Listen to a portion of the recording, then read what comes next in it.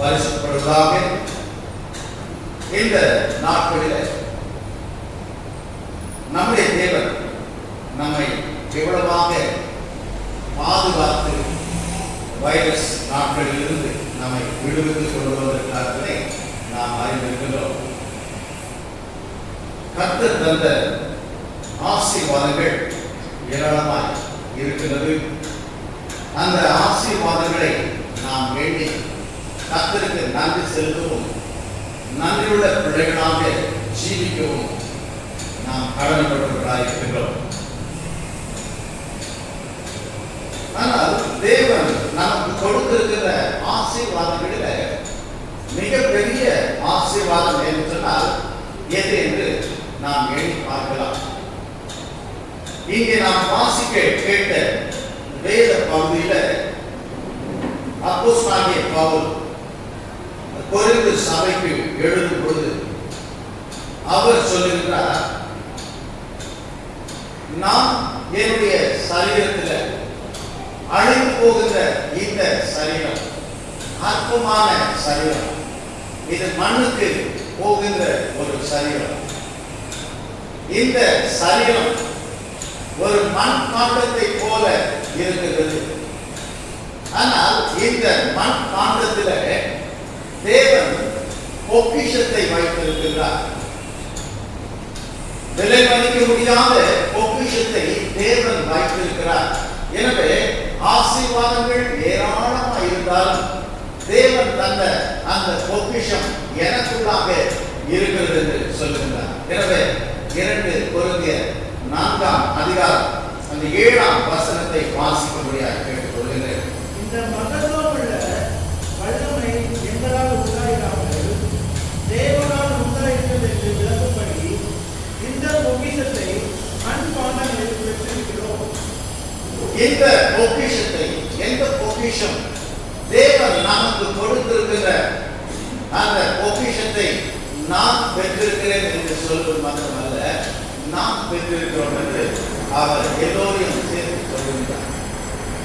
தேவன் நமக்கு தந்த ஆசீர்வாதங்களை நாம் எண்ணி பார்க்கிறவர்களாக, அவருக்கு நன்றி செலுத்துகிறவர்களாக, நம்முடைய வாழ்க்கை தேவன் எனக்கு செய்த நன்மைகள் ஏராளம், எனவே உமக்காக நான் வாழ்வேன், உம்முடைய சத்தத்திற்கு கீழ்ப்படிந்து வாழ்வேன், உம்முடைய நாமத்திற்கு மகிமையாக வாழ்வேன் என்று அவருடைய சித்தம் நிறைவேற நாம் நன்றியுள்ள பிள்ளைகளாக வாழ்கிறோமா என்பதை எண்ணி பார்க்க வேண்டும். ஒரு வயதான மூதாட்டி அவர்கள் அதிக வயது சென்றவர்களாக இருந்தபடினாலே அவர்கள் வீட்டிலேயே இருந்து எப்பொழுதும் ஆண்டவரை துதிக்கிறவர்களாக இருந்தார்கள். ஒவ்வொரு நாளும் காலையில எழுந்து வெளியில வந்து பார்ப்பார்கள். ஒரு புதிய நாளை தேவன் எனக்கு கொடுத்தார் என்று சொல்லி, ஆண்டவரே நீர் இந்த நாளை ஆசீர்வதித்து கொடுத்தபடினாலே உமக்கு நன்றி ஆண்டவரே என்று சொல்லி துதிப்பார்களாம். பக்கத்து வீட்டில் இருக்கிறவனுக்கு அதை கேட்க பிடிக்காதபடினாலே அவன் எழுந்து வந்து சொல்லுவான், தேவன் என்று ஒருவர் இல்லை என்று சொல்லி அவன் கூப்பாடு போடுவான். ஆனால் அதையெல்லாம் பொருட்படுத்தாமல் இந்த வயதானவர்கள் ஒவ்வொரு நாளும் கர்த்தர் தந்த நாளுக்காக நன்றி என்று சொல்லுவார்கள். ஆனால் ஒரு கஷ்டமான சூழ்நிலை அந்த தாயாருக்கு வந்ததால் தனக்கு உணவு இல்லை, யார் எனக்கு உணவளிப்பார்கள், எனக்கு உணவை யார் மூலமாய் தேவன் கொடுப்பார் என்று அறியாமல் இருந்தார்கள். அப்படிப்பட்ட கஷ்டமான சூழ்நிலையிலும் கூட அவர்கள் தேவனை துதித்து தேவன் தந்த புதிய நாளுக்காக நன்றி என்று சொன்னார்களாம். தேவனே, இந்த கஷ்டமான காலங்களிலும் நீர் என்னை போஷிப்பேன், எனக்கு உணவளிப்பேன், தயவாக என்னை போஷித்து வழிநடத்தும் என்று அவர்கள் ஜெபித்தார்களாம். பக்கத்தில் இருந்த அந்த நபர் இதையெல்லாம் கேட்டுக் கொண்டிருந்தார். இவர்கள் எப்படி வாழப்போகிறார்கள் என்று பார்க்கலாம் என்று அவங்க இருந்தார். ஆனால் இந்த அம்மாவுக்கு என்ன செய்வது, யார் எனக்கு உணவு கொண்டு வந்து கொடுப்பார்கள் என்று அடுத்த நாள் பார்க்கும் பொழுது அவர்களுடைய பால்கனியில அந்த உணவுப் பொருட்கள் எல்லாம் வைக்கப்பட்டிருந்ததாம், மளிகை பொருட்கள் எல்லாம் வைக்கப்பட்டிருந்ததாம். உடனே அவர்கள் இந்த நாள் மிக ஆசீர்வாதமான நாள் என்று சொல்லி, ஆண்டவரே இந்த புதிய நாளுக்காக இந்த உணவை அனுப்பி கொடுத்தீர உமக்கு நன்றி என்று சொல்லி துதித்தார்களாம். பக்கத்தில் இருக்கிற அந்த வாலிபன் எழுந்து வந்து சொன்னான், கடவுள் இல்லை, உனக்கு அந்த பொருட்களை எல்லாம் கடவுள் கொடுக்கவில்லை, நாம் தான் இறக்கப்பட்டு உனக்காக இந்த உணவுப் பொருட்களை வாங்கி கொண்டு வந்து கொடுத்தேன் என்று அவன் சொன்னான். உடனே அந்த முதியவர்கள் அவர் என்ன செய்தார்களாம், ஆண்டவரை நோக்கி மறுபடியும் ஜெபித்தார்கள். ஆண்டவரே, நீர் எவ்வளவு நல்லவர், யார் எனக்கு உதவி செய்வார்கள் என்று சொன்ன பொழுது இந்த உணவுப் பொருட்களை வாங்கி கொடுக்கத்தக்கதாக, இந்த உணவுப் பொருட்களுக்கு பணம் கொடுக்கும்படிக்காக சாத்தானையே நீ பயன்படுத்தினீர, உமக்கு நன்றி என்று சொன்னார்கள். கடவுள் இல்லை என்று சொன்னவன் கூட இவர்களுக்கு உணவை வாங்கி கொடுக்க பணம் கொடுத்திருக்கிறார் என்பதை அவர்கள் எண்ணினார்கள். எனவே யார் எவராக இருந்தாலும் என் தேவன் தான் என்னை போஷிக்கின்றார், அவர்தான் எனக்கு இந்த ஜீவனை தந்திருக்கிறார், என்னை வழி நடத்துகிறார் என்று அவர்கள் உறுதியாக நம்பினார். எனவே நமது வாழ்க்கையில தேவன் எவ்வளவு ஆசீர்வாதங்களை கொடுத்திருக்கிறார். ஒவ்வொரு நாளும் நம்மை போஷிக்கின்ற தேவன் அவர் அல்லவா, நம்மை உறுத்துவிக்கின்ற தேவன் அவர் அல்லவா, நமக்கு கிடைத்திருக்கிற ஆசீர்வாதங்கள் எத்தனை.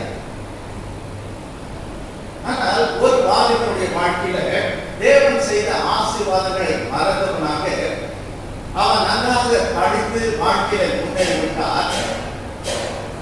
அவன் ஒரு நல்ல கணக்கராக சிஏ படிக்க வேண்டும் என்று பிரயாசப்பட்டார். நல்ல மதிப்பெண்களோடு அவன் அதை முடித்து ஒரு நல்ல கணக்கராக மாறிவிட்டார்.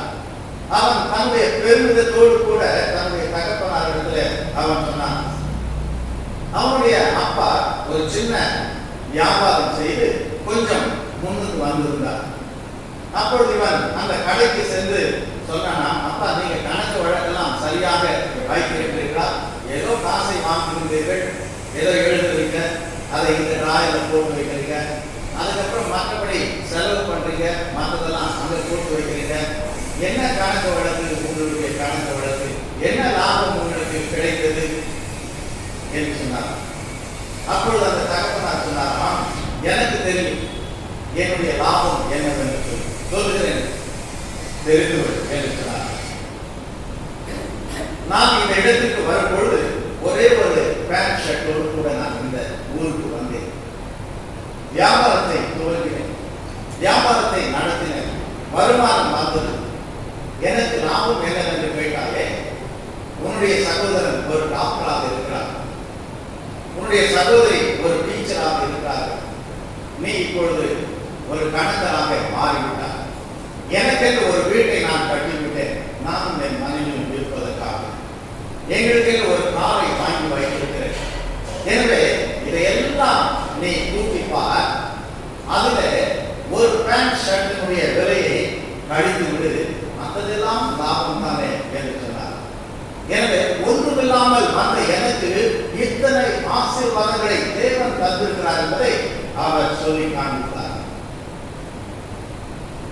இன்றைக்கு நம்முடைய வாழ்க்கையில நமக்கு தேவன் தந்த ஆசீர்வாதங்கள் எவ்வளவு, அதை நாம் எண்ணி பார்த்து தேவனுக்கு நன்றி செலுத்தி இருக்கின்றோமா? இன்னொரு மனிதன் தன்னுடைய நண்பனுக்கு அதிக உதவிகளை செய்தவர். அவன் அந்த உதவிகளெல்லாம் மறந்து இருக்கும் பொழுது, நான் உனக்கு எவ்வளவு உதவிகள் செய்தேன், நீ கஷ்டப்படும் போது நான் உதவி செய்யவில்லையா, உனக்கு நான் பணம் கொடுத்து உதவி செய்யவில்லையா, உன்னுடைய தேவைகளுக்கு நான் உதவவில்லையா என்று கேட்டான். அப்பொழுது அந்த மனிதன் சொன்னான், எப்பொழுதோ நீ செய்த நன்மைகளை சொல்லி காண்பிக்கிறாயே, இப்பொழுது எனக்கு என்ன நன்மை செய்திருக்கிறார் என்று அவரிடத்தில் திருப்பி கேட்டார். அதே போல ஏராளமான நன்மைகளை தேவன் நமக்கு கொடுத்திருக்கும் பொழுது, இப்ப நான் கஷ்டப்படுகிறேனே, இப்ப நீங்க என்ன செய்யுங்க, அதை விட்டு விடுங்கள் என்று சொல்வதை போல நாம் வாழ்ந்து கொண்டிருக்கிறோம். ஆனால் இங்கே அப்போஸ்தலனாகிய பவுல் சொல்லுகிறார், எத்தனையோ ஆசீர்வாதங்கள் இருந்தாலும் அதையெல்லாம் மறந்தாலும் இந்த ஆசீர்வாதத்தை நான் எப்படி மறப்பேன்? என்று சொல்லி அவர் தன்னுடைய வாழ்க்கையில ஆண்டவராகிய இயேசு கிறிஸ்து அவர் ஜீவனை தருகின்ற தேவனாக இருளிலே கிடந்த மக்களை விடுவிக்கின்ற விடுவெளியாக அவர் ஒளியாக தோன்றினார். அவரை நான் ஏற்றுக்கொண்டே நான் அவருடைய பிள்ளையாய் மாறினேன், நான் ரட்சிக்கப்பட்டேன். எனவே இந்த வாழ்க்கையில நான் எதையெல்லாம் எனக்கு லாபம் என்று நான் சம்பாதித்து வைத்திருந்தேனோ அதையெல்லாம் தூசியும் குப்பையுமாக என்கின்ற எல்லாவற்றையும் நான் விட்டுவிட்டேன் என்று சொல்லுகின்றார். அவர் தன்னுடைய வாழ்க்கையில பெற்றுக்கொண்ட காரியத்தை அவர் சொல்லும் பொழுது அந்த 4ஆம் அதிகாரத்துல அவர் எப்படி சொல்லுகிறார் என்று சொன்னால், இது எல்லோருக்கும் கிடைக்கிறது. இந்த உலகத்திலே வாழ்வதற்கு உணவு, உறைவிடம், மற்ற எல்லாவற்றையும் எல்லா மக்களும் பெற்றுக் கொள்கிறார்கள். ஆனால் நாம் பெற்றுக்கொண்ட விலை மதிக்க முடியாத ஒரு காரியம் இருக்கிறது என்று சொல்லி அவர் சொல்லுகின்றார். 4ஆம் அதிகாரம் 4ஆம் வசனத்தை வாசிங்கள். தேவனுடைய சாயலாய் இருக்கிற கிறிஸ்துவின் மகிமையான சுவிசேஷத்தின் ஒளி அவிசுவாசிகளாகிய அவர்களுக்கு பிரகாசமாய் இராதபடிக்கு இப்பிரபஞ்சத்தின் தேவனானவன் அவர்களுடைய மனதை குருடாக்கினான். இந்த தேவனுடைய அந்த ஒளி, பிரகாசமான ஒளி, அந்த ஒளியை குறித்து பார்க்கும்போது சுவிசேஷத்தினுடைய ஒளி என்று அவர் சொல்லுகிறார். இந்த ஒளி மற்றவர்கள் காண முடியாதபடிக்கு இந்த பிரபஞ்சத்தினுடைய தேவனானவர், இந்த பிரபஞ்சத்தின் தேவன் அவர்களுடைய மனதை குருடாக்கினார். எனவே அவருடைய மனம் காண முடியாதபடிக்கு அவன் குருடாக்கி போட்டான் என்று பார்க்கின்றோம். எனவே தேவன் தருகின்ற இந்த பாவ மன்னிப்பை, ரட்சிப்பை பெற்றுக்கொள்ள முடியாதபடிக்கு அந்த பிரகாசமான ஒளியை காண முடியாதபடிக்கு மனதை சாத்தானவன் குருடாக்கி போட்டான். ஆனால் தேவன் கிருபையாக, தயவாக அந்த ஒளியை, அந்த சுவிசேஷத்தின் ஒளியை காண என் உள்ளத்தை அவர் திறந்தார். அந்த தேவன் தந்திருக்கின்ற அந்த சுவிசேஷத்தினுடைய அந்த விசுவாசத்தினால நான் ரட்சிக்கப்பட்டிருக்கின்றேன், என் பாவங்கள் மன்னிக்கப்பட்டிருக்கிறது, நித்திய ஜீவனை தேவன் தந்திருக்கின்றார். எனவே இந்த சரீரம் எப்படிப்பட்டது என்று அவர் சொல்லும் பொழுது, இந்த சரீரம் ஒளிந்து போகின்ற ஒரு சரீரமாக இருக்கின்றது.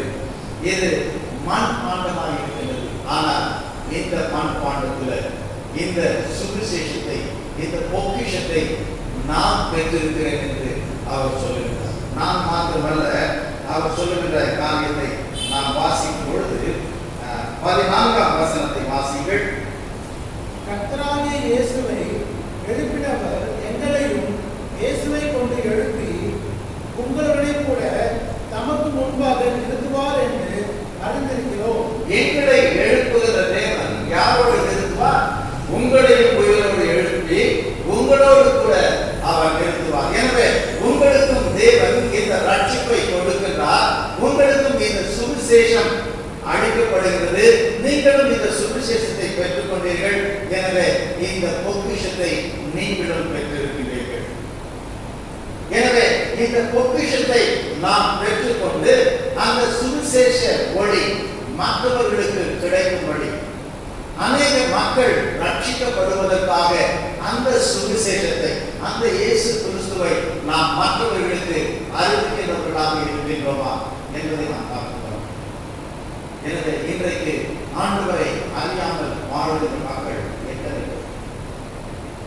ஆனால் அந்த ரட்சிப்பின் அனுபவத்தை நாம் பெற்றுக் கொண்டிருப்போம் என்று சொன்னார். அந்த ரட்சிப்பை மற்றவர்கள் பெற்றுக்கொள்ள, அந்த சுவிசேஷத்தை அறிவிக்க நாம் கடமைப்பட்டிருக்கின்றோம்.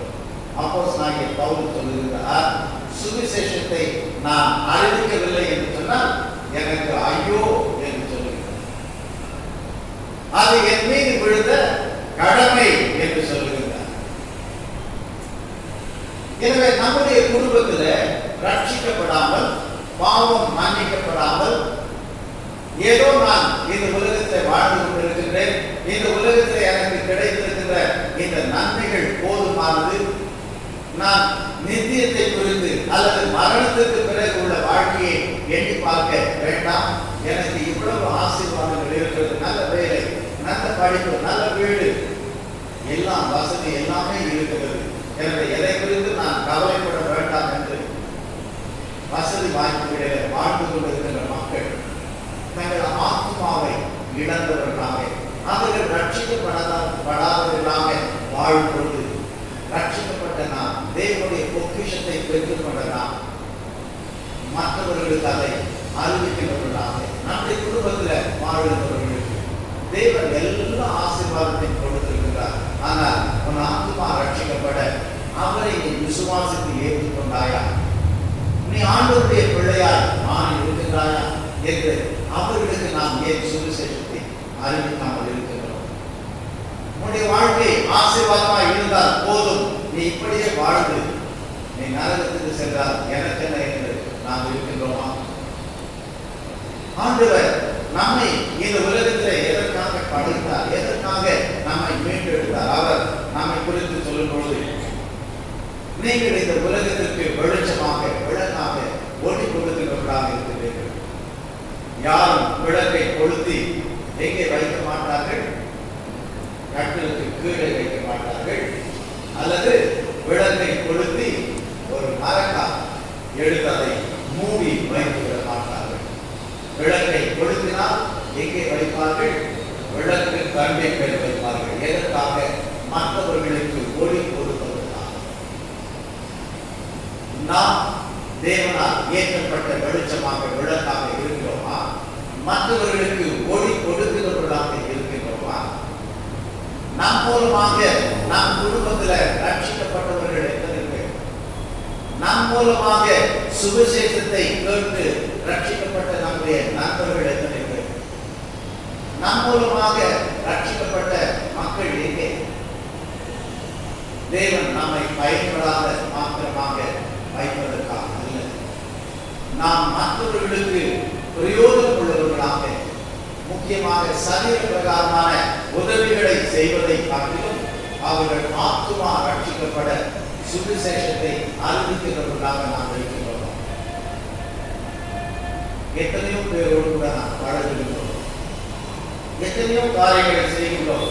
ஆனால் இந்த ரட்சிப்பை குறித்து மற்றவர்களுக்கு நாம் சொல்லாமல் வாழ்வதற்கு காரணம் என்ன?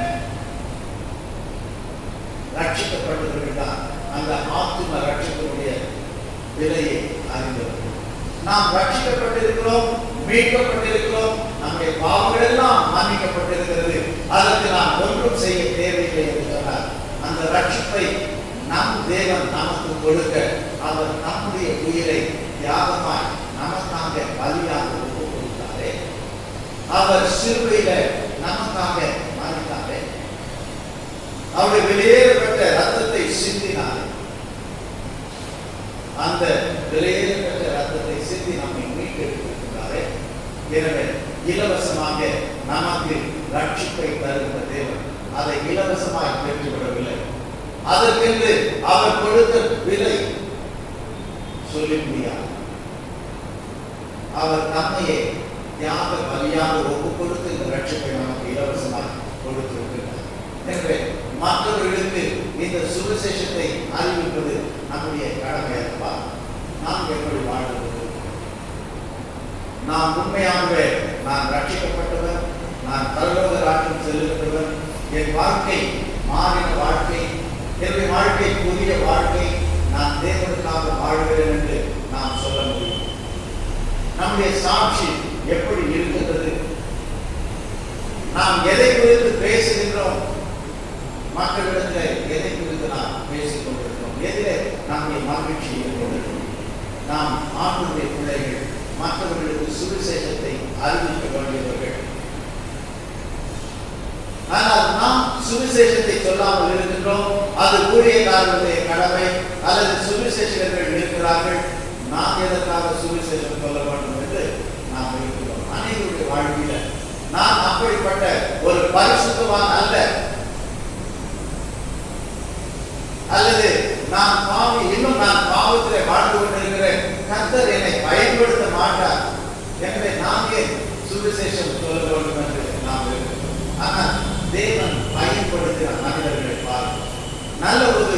உதாரணமாக நாம் சொல்ல வேண்டும் என்று சொன்னால் அப்போஸ்தலனாகிய பவுல் அவர் சுவிசேஷத்தை அறிவிக்கிறவராக இருந்தார். அவர் எப்படிப்பட்டவர்? அவர் ஆண்டவருக்கு எதிராக வாழ்ந்தவர், ஒரு தீவிரவாதி என்று சொல்லலாம். யாரெல்லாம் இயேசுவை ஏற்றுக் கொள்கிறார்களோ அவர்களை தண்டிக்க வேண்டும், அவர்களை சிறைச்சாலையில் போட வேண்டும், அவர்களை கொன்றுவிட வேண்டும் என்று சொல்லி செயல்பட்ட ஒரு மனிதன். தேவன் அவரை சந்தித்தார், பயன்படுத்தினார். நம்முடைய தேவன் யார் என்று சொல்லும் பொழுது அவர் ஆபிரகாமின் தேவன் என்று சொல்லுகின்றோம். ஆபிரகாமை தேவன் அழைத்தார். ஆனால் அந்த ஆபிரகாம் எப்படிப்பட்டவர்? தாராளமாக தேவனை நம்பி வாழாமல் அவர் பொய் சொல்ல துணிந்தவர். தேவனுடைய திட்டத்தை அறிந்து கொள்ளாமல் உன் மனைவிக்கு நான் பிள்ளையை தருவேன் என்று சொன்னார். இல்லை என்று சொல்லி தன் மனைவி சொல்ல வேலைக்காரியை தன் மனைவியாக ஏற்றுக்கொண்டார். ஈசாக்கு அதை போலவே தன் மனைவியை சகோதரி என்று சொல்லி உயிருக்கு பயந்து பொய் சொல்லி வாழ்ந்தார்.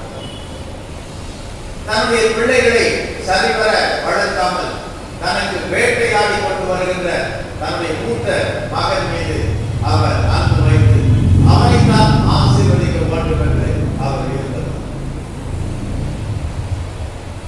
யாக்கோபின் தேவன் என்று சொல்கிறோமே, யாக்கோபு எப்படிப்பட்டவர்?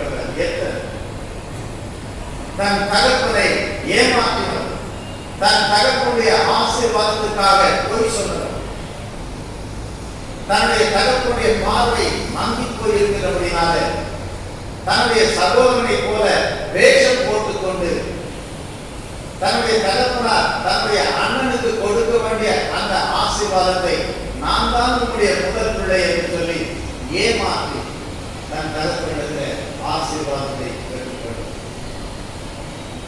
தன்னுடைய சகோதரனுக்கு என்று அவனுக்கு என்று முதல் மகனாக பிறந்தபடினால இரட்டிப்பான ஆசீர்வாதம், அந்த சுதந்திரம் அவனுடைய தகப்பனார் அவனுடைய சொத்துல இரட்டிப்பான பங்கு அவனுக்கு இருக்கிறது. ஆனால் வேட்டையாடி விட்டு வரும்பொழுது பசியோடு கூட இருக்கும் பொழுது கூழ் சமைத்துக் கொண்டிருந்த இவனிடத்துல நான் தம்பியிடத்துல கேட்கிறேன், எனக்கு பசியாயிருக்கிறது, உணவு தான்.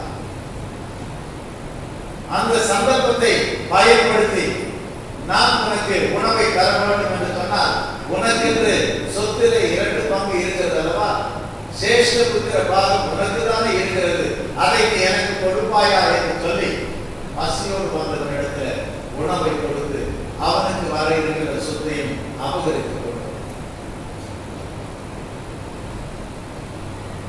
எனவே வேதத்திலே நாம் பார்க்கிறவர்கள் பரிசுத்தவான். நாம் சங்கீதத்திலே வாசிப்போம் அல்லவா, தாவீதுக்கு நான் நிலையான அழியாத ஒரு சந்ததியாக அவனை ஆசீர்வதிப்பேன் என்று தேவன் சொன்னார்.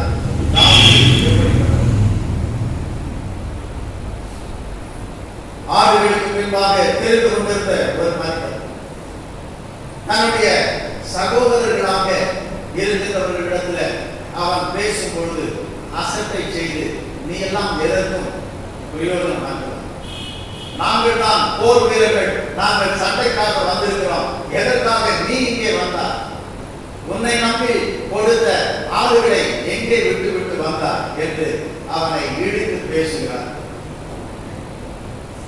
ஊழியக்காரன் வருகின்றார், தாவீதுடைய தகப்பனிடத்தில் சொல்லுகின்றார், ஆண்டவர் என்னிடத்திலே சொன்னார், உன் பிள்ளைகளில் ஒருவரை நான் ராஜாவாக அபிஷேகம் பண்ண வேண்டும் என்று சொல்லுகின்றார். ஒவ்வொரு பிள்ளையாக வருகின்றார்கள். இவன் அல்ல இவன் அல்ல என்று சொல்லி எல்லா பிள்ளைகளும் முடிந்து போன பிறகு ஊழியக்காரன் கேட்கின்றார், இவ்வளவுதான் உனக்கு பிள்ளைகள் என்று கேட்கும் போது ஒருவர் இருக்கிறான் என்று ஒருவன் அவன் ஆடுகளை வைத்துக் கொண்டிருக்கிறான், அவனை கணத்திலே வைக்காததை போல சொல்லுகிறார். இப்படிப்பட்ட ஒரு வாழ்க்கை வாழ்ந்து கொண்டிருந்த ஆடுகளை வைத்துக் கொண்டிருந்த தாவீதை தேவன் ராஜாவாக உயர்த்தினார். அப்படி உயர்த்தி அவனுக்கு எந்த ஒரு குறைவும் இல்லை, ஏராளமான மனைவிமார்கள், அது போதாது என்று சொல்லி மறுமனை ஆட்சிகள்.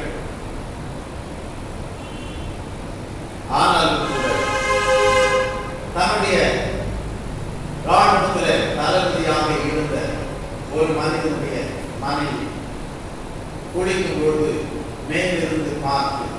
அவளோடு கூட விபச்சாரம் செய்கிறார். அதனால் அவள் கருவுற்றாள் என்று அறிந்தவுடனே அந்த பழி என் மீது வரக்கூடாது என்று சொல்லி சண்டையிட்டுக் கொண்டிருந்த அந்த பெண்ணுடைய கணவரை வரவழைத்து, நீ கொஞ்ச நாள் உன் மனைவியோடு சந்தோஷமாய் இருந்து விட்டு போ என்று சொல்லுகிறார். அந்த தலைவர் சொல்லுகிறார், நம்முடைய வீரர்கள் எல்லாம் சண்டையிட்டுக் கொண்டிருக்கும் பொழுது ராஜாவை நான் சந்தோஷமாய் என் மனைவியோடு இருக்க முடியுமா? வேண்டாம் என்று நான் அரண்மனையிலேயே தங்கி விடுகிறேன். நீ சொல்லுகிற கட்டளையை பெற்றுக்கொண்டு நான் திரும்ப சென்று விடுகிறேன் என்று சொல்லுகிறேன். நான் போட்ட திட்டம் நிறைவேறவில்லையே. இவன் இப்பொழுது தன் மனைவியோடு சந்தோஷமா இருந்து மறுபடியும் சண்டைக்கு சென்று விட்டால் அந்த குழந்தை உண்டாவதற்கு காரணம் நான் அல்ல, அவருடைய கணவன் தான் என்று சொல்லி அவன் பேரிலே அந்த பழியை போட்டு விடலாம், என்னுடைய குற்றத்தை மறைத்து விடலாம் என்று திட்டம் தீட்டின தாவீதுடைய திட்டம் நிறைவேறவில்லை. என்ன செய்வது என்று யோசித்து அவன் தீர்மானிக்கிறார். போகட்டும் என்று விட்டு விடாமல் மற்ற போர் வீரர்களை அழைக்கின்றார். அழைத்து, நீங்கள் சண்டைக்கு செல்லும் பொழுது எங்கே சண்டை வலுக்கிறதோ, எங்கே அதிகமாக சண்டை இருக்கிறார்களோ அந்த இடத்துல இந்த ஊரியா இவனை அங்கே நிறுத்தி சண்டைக்கு செல்லுங்கள், அவனோடு கூட நீங்கள் சண்டையிட்டுக் கொண்டிருங்கள். அதிகமாய் சண்டை வலுக்கும் பொழுது அவனை மாத்திரம் விட்டு விட்டு நீங்கள் பின்வாங்கி விடுங்கள் என்று சொல்லி ஒரு ஆலோசனையை கொடுத்து அனுப்பி அதன் மூலம் அவனை கொன்று கொடுக்கிறார். எனவே ஒரு விபச்சாரக்காரர், ஒரு கொலைகாரர், ஆனால் கர்த்தர் திருவிழா இரக்கமாக அவனையும் கூட பயன்படுத்தினார். எனவே நம்முடைய வாழ்க்கையில் ஒருவேளை நாம் நம்முடைய பழைய வாழ்க்கையை எண்ணி பார்க்கலாம். ஐயோ, நான் இப்படிப்பட்ட பாவி, நான் தேவனை நேசிக்கவில்லை, நான் சுயநலக்காரன், என்னுடைய ஆசை இன்பங்களுக்காக எத்தனையோ பாவங்களை செய்தவன். என் மீது தேவன் இரக்கமாயிருந்து என்னை மீட்டுக் கொண்டார், உண்மைதான். ஆனால் மற்றவர்களுக்கு நான் சுவிசேஷத்தை சொல்வது எப்படி? நான் பரிசுத்தவான் இல்லை என்று நான் சொன்னேன். ஆனால் தேவன் பயன்படுத்தினவர்கள் எல்லாம் பரிசுத்தவான்கள் அல்ல. எத்தனையோ பாவங்களை செய்தவர்கள், ஆனால் அவர்களை தேவன் பயன்படுத்தினார். அதைத்தான் அப்போஸ்தலனாகிய பவுல் சொல்லுகிறார். எல்லோரும் பாவிகள் தான், ஆனால் அந்த பாவிகளுடைய வரிசையை நீங்கள் எடுத்து பார்ப்பீர்கள் என்று சொன்னால் அதில் முதலாவது பெயர் யாருடையதாக இருக்கும்? அது என்னுடையதாக இருக்கும். ஏன்னு சொன்னால் பாவிகளெல்லாம் நான் எப்படிப்பட்ட பாவி? பிரதானமான பாவி. ஆனால் எந்த பாவியை கூட ஆண்டவர் ரட்சித்து மீட்டெடுத்து சுவிசேஷத்தை அறிவிக்கின்ற ஒரு மனிதனாக என்னை பயன்படுத்துகிறார். அந்த சுவிசேஷம் விலை மதிக்க முடியாத ஒரு சொத்து. அதை தேவன் என்னை நம்பி என்னிடத்தில் கொடுத்திருக்கிறாரே, நான் ஒரு மண் பாண்டத்தை போல இருக்கிறேன். ஆனால் இந்த மண் பாண்டத்திற்குள்ளாக இந்த பொக்கிஷத்தை தேவன் வைத்திருக்கிறார். உங்களுக்குள்ளும் அதை வைத்திருக்கிறார். எனவே அந்த பொக்கிஷம் ஆத்துமாக்கள் ரட்சிக்கப்பட அவருக்காக சேவை செய்கிறவர்களாக நாம் இருக்கின்றோமா? அல்லது இல்லை, ஆண்டவரே நீர் என்னை ஆசீர்வதித்தால் போதும், எனக்கு இந்த வாழ்க்கை போதும், எனக்கு இந்த உலகத்தில் நீ கொடுக்கின்ற உலக பிரகாரமான ஆசீர்வாதங்கள் போதும்.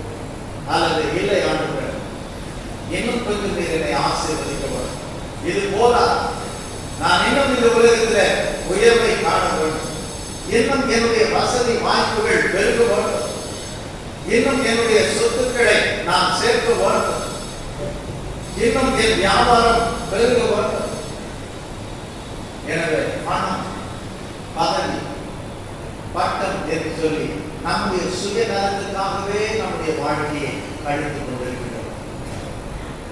கொஞ்சம் நேரத்தை எடுத்து தேவனுடைய ஊழியத்துக்காக நாம் என்ன செய்து கொண்டிருக்கிறோம்? ஆத்துமாக்கள் ரட்சிக்கப்பட ஆத்தும ஆதாய பணியில நாம் எவ்வளவு தூரம் இணைந்து இருக்கின்றோம்? அல்லது நாம் கர்த்தருடைய பிள்ளைகளாக ஆராதிக்க வந்திருக்கிறோமே, ஆண்டவரே நீர் என்னை பலப்படுத்த வேண்டும், இந்த உலகத்தை நான் வெறுக்க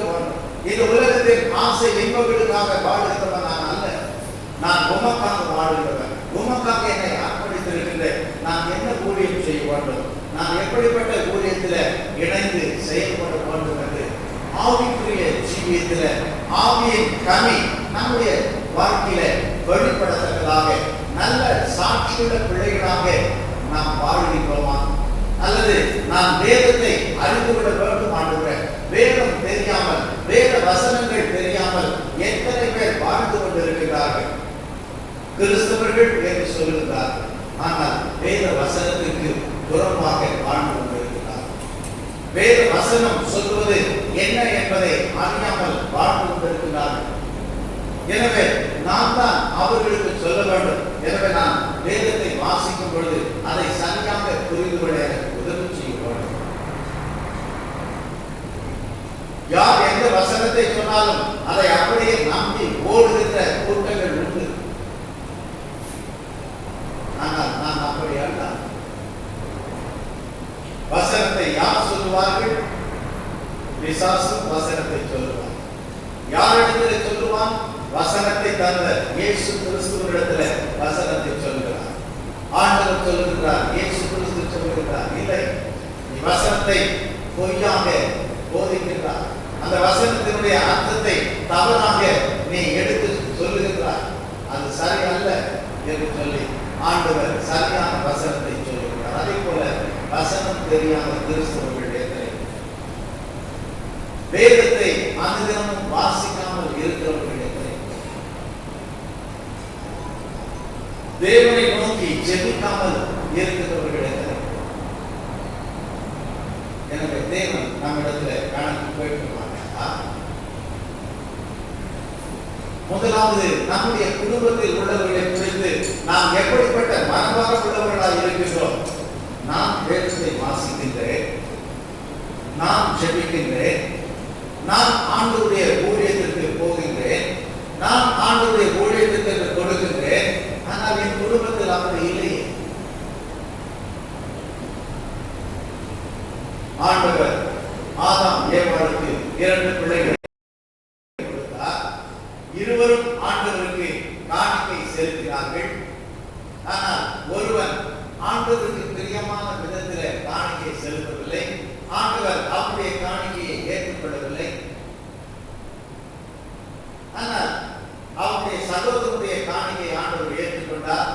எனவே என்னுடைய காணிக்கையை ஆண்டவர் ஏற்றுக்கொள்ளவில்லை, சகோதரனுடைய காணிக்கையை ஏற்றுக்கொண்டாரே, அது எப்படி என்று அவரிடத்தில் கேட்காம அது எப்படி ஆண்டவர் அவருடைய காணிக்கையை ஏற்றுக்கொள்ள அவர் முன் வந்தார். அவனை நான் என்ன செய்கிறேன் என்று சொல்லி அவனை ஆண்டவர் கேட்கிறார், உன்னுடைய சகோதரன் எங்கே? சுலபமாக ஆண்டவரிடத்தில் இவர் கேள்வியை கேட்கிறார். ஆண்டவரிடத்தில் அந்த மனிதன் கேட்ட கேள்வி என்ன? என்னுடைய சகோதரனுக்கு நான் காவலாளியா? அவனை காக்க வேண்டியது என்னுடைய கடமையா?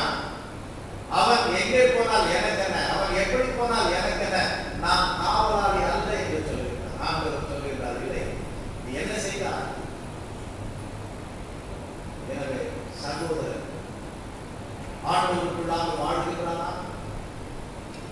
நம்முடைய சகோதரன் ஆண்டவருடைய பிள்ளையாக ரட்சிக்கப்பட்டு ஆண்டவருக்கென்று வாழுகிற பிள்ளையாய் இருக்கிறார்களா? நம்முடைய சகோதரி நாம் மாத்திரம் ஆலயத்திற்கு வந்து விடுகிறோமே, ஏன் சகோதரியை அழைத்து வரக்கூடாது? ஏன் சகோதரனை அழைத்து வரக்கூடாது? ஏன் அவர்களுக்காக ஜெபிக்கக்கூடாது?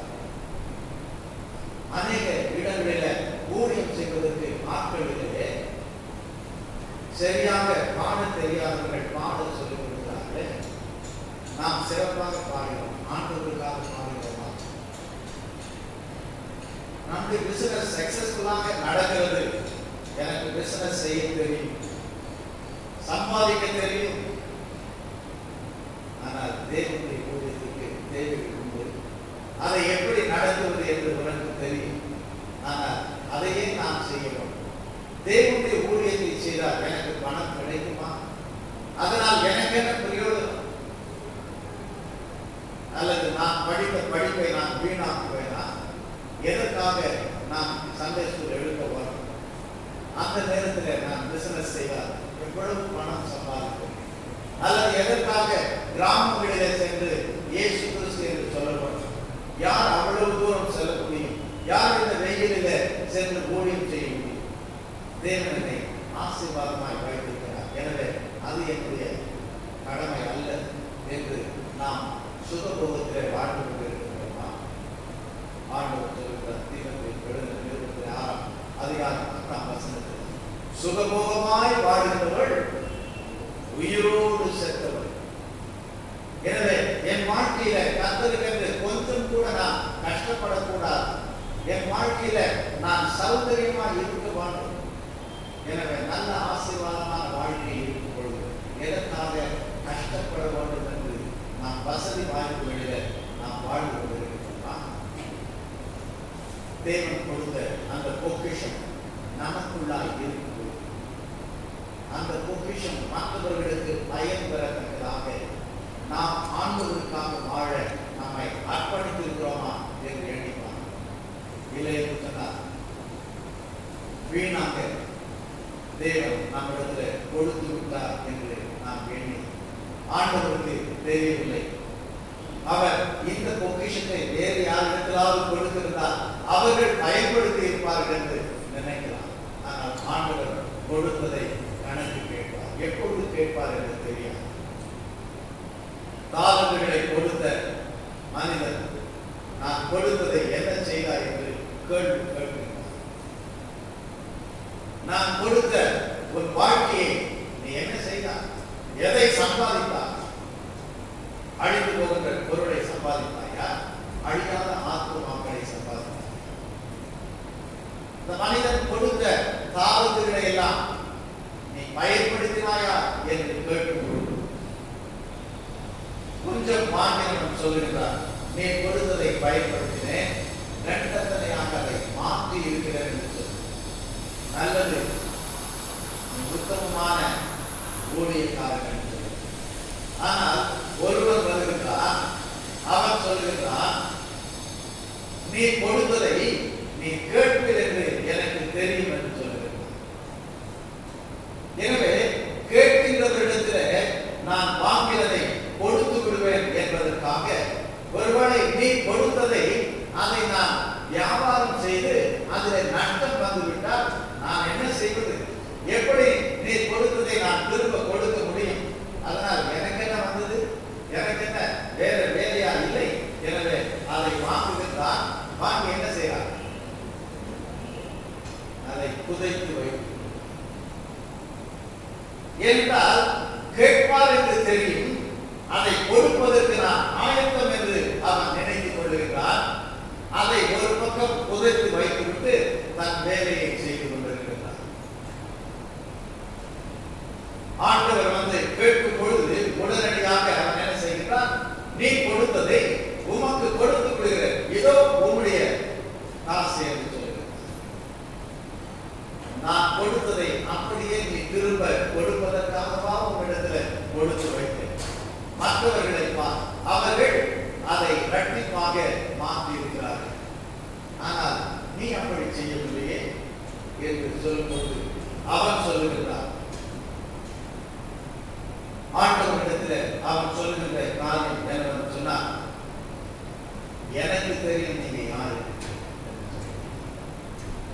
தேவனை அவன் புரிந்து வைத்துக் கொள்ளுகிற விதம் எப்படி இருக்கிறது? தன்னுடைய எஜமான் அந்த தாளந்தை கொடுத்தவர் எப்படிப்பட்டவர் என்று இவருக்கு தெரியும். மற்றவர்களுக்கு தெரியாது, ஆனால் எனக்கு தெரியும். கொடுத்தா நீங்க கொடுத்துட்டு இஷ்டத்துக்கு நான் அதை என்ன வேண்டும் என்றாலும் செய்யலாம் என்று விட்டுவிட மாட்டீங்க. எனக்கு தெரியும் நீங்க இந்த மாதிரி கணக்கு கேட்கிறீங்க. அது மாத்திரம் இல்லாம கொடுத்து விட்டு கணக்கு கேட்டா பரவாயில்ல, ஆனா நீங்க எப்படிப்பட்டவர்? கொடுக்கலன்னாலும் கணக்கு கேட்கும். எனவே அதற்கு அவர் எப்படி சொல்லுகிறார்? நீ விதைக்காத இடத்துல சேர்க்கிறார். நீ அநியாயம் எங்களிடத்துல நீ கணக்கு கேட்க கதை என்ன அப்படின்னு கணக்கு ஒண்ணுமே கொடுக்காமலே கணக்கு கேட்கிற மனுஷன் நீ என்று அவன் சொல்லுகிறார். அப்போ அந்த எஜமான் சொல்றாரு, அப்படியாப்பா உன்னுடைய வார்த்தையின்படியே நான் உன்னை கேட்கிறேன், நான் கொடுத்த அந்த பணத்தை நீ மண்ணிலே புதைத்து வைப்பதற்கு பதிலாக என்ன செய்திருக்க வேண்டும்? ஒரு போஸ்ட் ஆபீஸ்ல போட்டு வச்சிருக்கணும், அல்லது காசு கடைக்காரனிடத்தில் அல்லது பேங்க்ல போட்டு வைத்திருக்க வேண்டும். அப்பொழுது நான் என்ன செய்வேன்? அந்த காசை வட்டியோடு கூட திரும்ப பெற்றுக் கொள்வேன். இப்ப நான் கொடுத்ததை தான் கேட்கிறேன், என் காசுக்கு வட்டி வந்திருக்குமா? அந்த காசை கூட பெற்றுக்கொள்ள முடியாதபடிக்கு மண்ணில் புதைச்சு வச்சல என்று சொல்லி அதை எடுத்து பயன்படுத்துகிறவர்களிடத்துல கொடுக்கிறான். ஏற்கனவே அவனுக்கு இருக்கிறது என்று சொன்னால் உள்ளவன் என்றும் அவனுக்கு கொடுக்கப்படும். இல்லை என்று சொல்லுகிறவர்களிடத்துல இருப்பதும் எடுத்துக் கொள்ளப்படும். எனவே தேவன் நமக்கு கொடுத்த பொக்கிஷம், விலையேறப்பட்ட ரட்சிப்பு, அதை கொண்டு நம்மை போன்ற ஆத்துமாக்களை நாம் பெறாமல், நமக்கு ஒருவர் சுவிசேஷத்தை சொன்னார், அதன் மூலம் நாம் ரட்சிக்கப்பட்டிருக்கிறோம். நம்மை போல உள்ளவர்களுக்கு நாம் சுவிசேஷத்தை சொல்ல வேண்டும். ஆனால் அது என் கடமை அல்ல என்று வாழ்ந்து அநேக நேரங்களிலே கொடுத்ததையும் நாம் மறந்து என்னத்தை கொடுத்தீங்க என்று சொல்லுகிறோம். சில பிள்ளைகள் பெற்றோரிடத்தில் கேட்கின்ற கேள்வி, எனக்குன்னு என்னத்தை சேர்த்து அவங்களை பாருங்க, இவங்களை பாருங்க. ஒருத்தர் சொன்னாரு, பிள்ளைகள் என்ன இப்படி கேட்கிறாங்க, மாஸ்டர் என்னத்தை சேர்த்து வச்சீங்க எங்களுக்கு?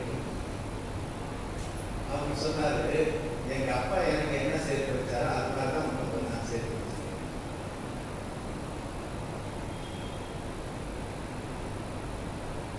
அந்த இடத்துல அருமையாக அந்த பிசினஸ் ஆரம்பித்தவர் சொன்னார் இல்லையா, ஒரு டாக்டர், ஒரு டீச்சர், ஒரு சார்ட்டர்ட் அக்கவுண்டன்ட், இதெல்லாம் நாம் சேர்த்து. எனவே உனக்கு ஒரு படிப்பு, உனக்கு ஒரு வேலை, உனக்கு இருப்பதெல்லாம் நான் கொடுத்தது என்று பெற்றோர் சொல்ல முடியாது. எனக்கு உணவு என்று சொன்னால் உன்னை ஊட்டி யாரோ ஒருவர் ஏதோ ஒரு குறிப்பில் எழுதி வைத்திருந்தார். இன்றைக்கு அநேக பிள்ளைகள் தன்னுடைய பெற்றோரை கவனிப்பதில்லை. எனவே அந்த பொறுப்பு ஆண்களுக்கு தான் இருக்கிறது. எனவே இந்த ஆண்கள், பையன், அவங்கெல்லாம் தன்னுடைய அப்பா அம்மாவை கவனிக்கக்கூடிய அந்த கடமையை விட்டு தவறிவிட்டார்கள். ஆனால் அதை பெண்களுக்கு கொடுத்திருந்தால் அதை சிறப்பாக செய்திருப்பார்கள். அந்த நிறைய முதியோர் இல்லங்கள் எல்லாம் இருக்காது என்று சொன்னார்கள். சரி, ஆண்கள் தங்களுடைய பெற்றோரை கவனிக்க மறந்துவிட்டார்கள். பெண்களுக்கு அந்த கடமை கொடுத்திருந்தால் சிறப்பாக செய்திருப்பார்கள் என்று சொல்லுகிறார்கள். அப்போ பெண்கள் சிறப்பாக செய்திருந்தால் மாமியார் மாமனார் ஏன் அங்கே சொல்லியிருக்கிறாங்க? எனவே நீங்களும் அதை செய்ய மறந்துவிட்டீர்கள். எனது முதியவர்களை நாம் எப்படி கவனிக்கிறோம்? நமக்காக தியாகம் செய்து நம்மை வளர்த்தவர்களுக்கு ஏதாவது கொஞ்சம் நாம் தியாகம் செய்து அவர்கள் வசதியாய் வாழ உதவி செய்கிறோமா? எனவே நாம் எப்படிப்பட்டவர்கள்? சுயநலக்காரர்களாய் வாழ்ந்து கொண்டிருக்கிறோம். கடைசி வரைக்கும் பெற்றோர் என்ன செய்வார்கள் என்று காத்துக் கொண்டிருக்கிறோம். ஒருத்தர் சொன்னாரு, நான் என்னால் முடிந்த அளவுக்கு இதையெல்லாம் நான் சேர்த்து வைத்திருக்கிறேன். எனவே இந்த வீடு, வாசல், சொத்து எல்லாம் உங்களுக்கு தானே. நான் மறைத்த பிறகு இதெல்லாம் நீங்கள் எடுத்துக்கொள்ளுங்கள் என்று சொன்னார். ஒருத்தர் கேட்கிறான், ஆமா நீங்க எப்ப சாப்பிடுறது, எப்ப எனக்கு கிடைக்கும்? அதுக்குள்ளே நான் வயசாயிட்டா இப்ப எனக்கு பெற்று கொடுத்தீங்கன்னா பிசினஸ்ல நான் பெரிய ஆளாக,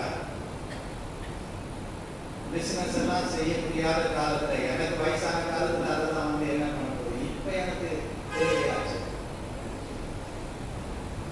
எனவே எத்தனை கெட்ட குமாரர்கள் இருக்கிறார். உயிரோடு இருக்கும் போதப்பா செத்த பிறகுதான் அந்த கதெல்லாம் வேண்டாம், இப்பவே பிரிச்சு கொடு என்று தன்னுடைய சொத்தை பிரித்து எடுத்து பணத்தை வாங்கி கொண்டு தன்னுடைய நண்பர்களோடு ஓடி சென்ற கெட்ட குமாரன் என்று சொல்கிறோமே. ஏன் நம்மை அந்த இடத்தில் வைத்து பார்த்தா இல்லை நான் நல்ல குமாரன் என்று சொல்ல முடியுமா? நம்முடைய பரலோக தகவல் நம்மை மீட்டெடுத்திருக்கிறார். அவர் நம்மை ரட்சித்து அந்த சுவிசேஷத்தை அந்த பொக்கிஷத்தை நமக்குள் வைத்திருக்கிறார். அதன் மூலம் எத்தனை ஆத்துமாக்களை பரலோக ராஜ்யம் நாம் கொண்டு சேர்க்கிறோம். நம்முடைய வாழ்க்கை ஒரு ஆத்துமாவை நான் கர்த்தருடைய சமூகத்தை கொண்டு வருவோம் என்று சொன்னார். ஒரு ஆத்துமா உலகத்தில் ஒரு ஆத்மாவின் தராசரை வைப்போம் என்று சொன்னார். உலகத்தை விட அந்த ஒரு ஆத்மா நான் விலையே எனவே ஒரு மனிதன் உலகம் முழுவதையும் ஆராய்கிறார். ஆத்மாவை நஷ்டப்படுத்துவதனால் ஆகும். எனவே ரட்சிக்கப்பட்ட பிள்ளைகளாக ஆண்டுடைய ஊழியம் செய்வதற்காக அர்ப்பணிப்போடு வாழ்கின்ற பிள்ளைகளாக இருக்கிறோமா? நான் இன்றைக்கு வேலை செய்வதும் சம்பாதிப்பதும் இந்த உலகத்தில் நான் வசதியாக இருப்பதற்கு அல்ல. ஆண்டவர் சொல்லுகிறார், என்னுடைய ஊழியத்தை செய்தால் இதெல்லாம் உங்களுக்கு கிடைக்காது என்று சொல்லவில்லை. முதலாவது தேவனுடைய ராஜ்யத்தின் நீதியை தேடுங்கள், அப்போது இவையெல்லாம் உங்களுக்கு கூட கொடுக்கப்படும். எனவே இந்த நாளில் இந்த அப்போஸ்தலனாகிய பவுல் சொல்வதை போல நம்முடைய வாழ்நாட்கள் கொஞ்ச நாள், ஆனால் இதை நாம் ஆண்டவருக்கு கொடுத்தால் நித்தியமாய் பரலோக ராஜ்யத்தில் வாழ்கின்ற வாக்கியத்தை சாக்கியத்தை பெற்றுக்கொள்ளும். இல்லை, இது என் வாழ்க்கை, என் விருப்பப்படிதான் நான் வாழ்வேன் என்று சொன்னார். ரட்சிப்பை இழந்தவர்களாக ரட்சிக்கப்படாதவர்களாக நரகத்தில் நம்முடைய வாழ்க்கை செல்ல செய்யும். எனவே தேவனுடைய ரட்சிப்பை பெற்ற நாம், விலையேறு பெற்ற பொக்கிஷத்தை பெற்ற நாம் எப்படிப்பட்டவர்களாக வாழ்வதில்லை சற்று நாம் சிந்தித்து பார்ப்போம். ஆண்டவரே, உமக்காக வாழ எனக்கு உதவி செய்யும். உமக்கு பிரியமான பிள்ளையால் வாழ உதவி செய்யும். நானும் சுவிசேஷத்தை அறிவிக்க வேண்டும். ஆத்தும ஆதாய பணியில என்னை இணைத்துக் கொள்ள வேண்டும். சபையில ஊழியர்களில நானும் பங்கு பெற வேண்டும். அநேக மக்களுக்கு சுவிசேஷத்தை அறிவிக்க, அநேக ஆத்துமாக்கள் ரட்சிக்கப்பட என் காலங்களை என் திறமைகளை நான் உமக்கு அர்ப்பணிக்கிறேன் என்று சொல்லுவோம். கர்த்தர் தொடர்ந்து நம்மை ஆசீர்வதிப்பார். வெளியேற்பட்ட பொக்கிஷத்தை மண் பாண்டத்தில் பெற்றுக்கொண்ட அந்த அப்போஸ்தலர்களை போல, அந்த பவுலை போல நாமும் கூட கர்த்தருக்கு எழுந்து பிரகாசிக்க, அந்த பொக்கிஷம் நமக்குள் இருப்பதை மற்றவர்களுக்கும் நாம் கொடுக்கிறதுக்காக தேவன் நம்மை எடுத்து பயன்படுத்துவார். கண்களை மூடுவோம். கர்த்தரை நோக்கி நாம்